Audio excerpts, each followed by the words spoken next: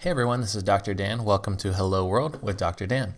In this video tutorial, I'm basically going to give you an overview of Module 4, Lesson 1, which is Basic Exception Handling. So really looking at some new syntax, try, catch, and finally. So if we go ahead and look at the code, I'll go ahead and just run this and you'll kind of see how it works.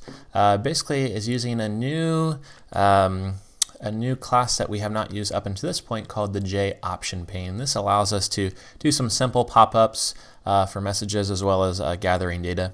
So you see it says enter a whole number to divide by 21. So if we enter something like 3, hit OK, it's going to basically do that division. 21 divided by 3 equals 7. However, this particular class is expecting a number and it gathers it in a string form. So if I type in something like 3.14, for instance, this is actually going to generate an exception in my code when it tries to convert that to an integer. So you'll see we're basically handling that using an exception, printing an error. It will also handle the case if I type in something like 3.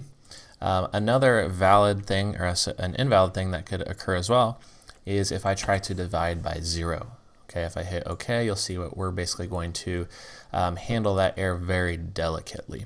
So this program is going to really show us what exceptions are from scratch.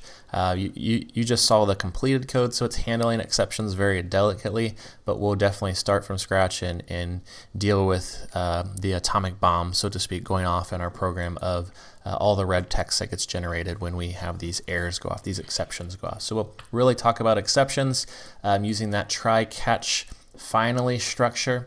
We'll talk about exception, how to basically identify what exceptions are occurring, the different exception methods such as the get message, print, stack, trace, and whatnot. We'll also talk about the order of exceptions, the order to catch exceptions, and catching with a generic exception. And finally, we'll talk about how do we keep asking the user for input while we are getting exceptions. We want to keep asking the user until we get good input.